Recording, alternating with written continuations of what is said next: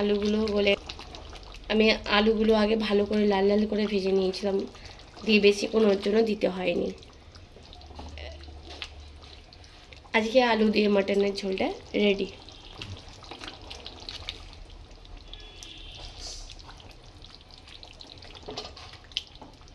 সব মাটনগুলো এরকম গোটা আছে, কিন্তু খুব সুন্দর করে গলে গেছে।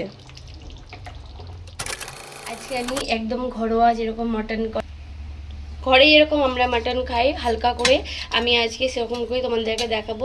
মাটনটা আগে আমি 4টে সিটি দিয়ে নিয়েছিলাম, আর তার মধ্যে হাফ পেঁয়াজ আমি দিয়ে দিয়েছিলাম। যতটা মাটন করব ততটাই আমি পেঁয়াজ নিয়েছি। আর এখানে অর্ধেক মাটনের জন্য আমি এখানে পেঁয়াজ কুচি নিয়েছিলাম। যখন মাটনটা বয়েল করতে দিয়েছি তখন আমি পেঁয়াজটা এর মধ্যে দিয়ে দিয়েছি। আমি কিন্তু এতে তেল দিইনি, তেল এমনিই বেরিয়েছে। এতে জাস্ট হলুদ আর পেঁয়াজ দিয়ে আমি 4টে সিটি মেরে নিয়েছি। 2 চামচ আদা বাটা, 2 চামচ এখানে নিয়ে নিয়েছি গরম মশলা গোটা আর তেজপাতা, আর 2টো শুকনো লঙ্কা দেবো। এখানে আমি হাফ পেঁয়াজটা বেটে নিয়েছি। এখানে চন্দ্রমুখী আজকে আমি আলু নিয়েছি, কেন এটা ভালো গলে, এরকম ভেজেছি পরে গলে গেছে। এখানে নিয়ে নিয়েছি 2টো টমেটো, বড় টমেটো। এখানে নিয়ে নিয়েছি আমি 10টার মতো কাঁচা লঙ্কা, যেহেতু আজকে আমি যে কাঁচা লঙ্কা দিয়ে বেশি করব। এবার আমি মশলাটা দিয়ে দেবো।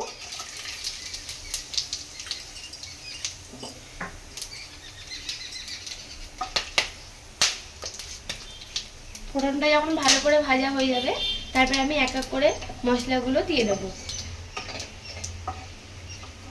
আমি আগে টমেটোটা দেবো,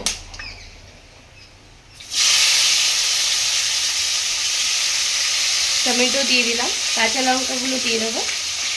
এটাকে দিয়ে একটু আগে ভেজে নেবো। টমেটোটা ভাজার সময় নুনটা দিয়ে দেবো, তাহলে তাড়াতাড়ি গলে যাবে। আর আমি নুন এখানে বেশি দেবো না, যখন আমি মাটন বয়েল করতে দিয়েছি তখন আমি অলরেডি 1 চামচ নুন দিয়ে দিয়েছি। এবার এটাকে আমি একটু ঢেকে দেবো, তাহলে টমেটোটা তাড়াতাড়ি করে গলে যাবে। টমেটোটা দেখো খুব সুন্দর গলে গেছে, টমেটোটা খুব সুন্দর করে গলে গেছে। এবার আমি এর মধ্যে এক এক করে সব মশলাগুলো দিয়ে দেবো। এখানে আগে দিয়ে দেবো রসুন বাটা,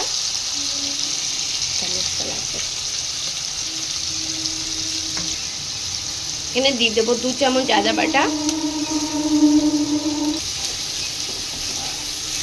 ভালো করে সব কিছু আমি কষিয়ে নেবো, যেহেতু আজকে আমার সব কিছুই বাটা আছে। এখানে আমি দিয়ে দেবো 2টো পেঁয়াজ বেটে নিয়েছিলাম, পেঁয়াজ বাটাটা দিয়ে দেবো।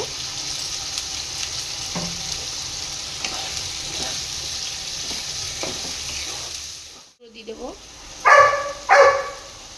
ধনের গুঁড়ো, জিরের গুঁড়ো। এখানে দিয়ে দেবো হালকা করে আমি লঙ্কার গুঁড়ো, যেহেতু আমি কাঁচা লঙ্কা দিই। মশলাটাকে আমি কষিয়ে নেবো ভালো করে।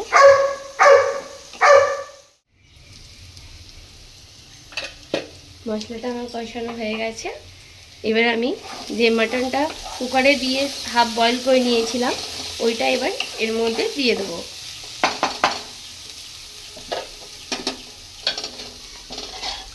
পেঁয়াজগুলো শুদ্ধই আমি তুলবো।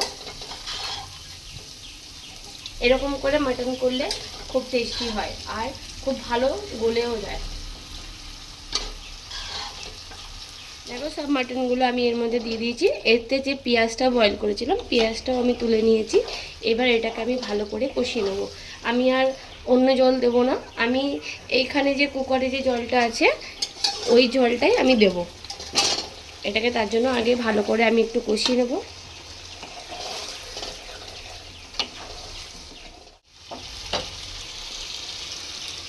আমি এখানে আলুগুলো ভেজে রেখেছিলাম, আলুগুলো দিয়ে দিলাম। এবার আমি কষিয়ে নেবো, যেহেতু মাটন আমার হয়ে গেছে।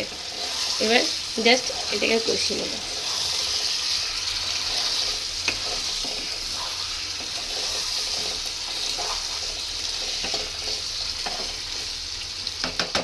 হয়ে গেছে। এবার আমি যে জলটা দেখেছিলাম কুকারে ওই জলটা এর মধ্যে দিয়ে দেবো। যখন সেদ্ধ করলাম মাংসটা তখনই এতে জলটা দিয়ে দিয়েছি। এবার এটা ফুটিয়ে নেবো, যেহেতু তোমাদেরকে বলেছি আজকে মাটনের ঝোল হবে দুপুরবেলা ভাত দিয়ে খাওয়ার জন্য। বাস এবার আমি নামানোর সময় একটুখানি ঘি দিয়ে নামিয়ে নেব। এই মাটনটা আমার রেডি হয়ে গেছে। দেখো আমি আজকে এতটাই ঝোল রেখেছি। এবার আমি ওপর থেকে জাস্ট একটুখানি গরম মশলা দিয়ে নামিয়ে নেবো। বেশি দেবো না, যেহেতু গোটা গরম মশলাতে দেওয়া আছে, এতটাই দিয়েছে। আলুগুলো গলে, আমি আলুগুলো আগে ভালো করে লাল লাল করে ভেজে নিয়েছিলাম, দিয়ে বেশিক্ষণ ওর জন্য দিতে হয়নি। আজকে আলু দিয়ে মাটনের ঝোলটা রেডি।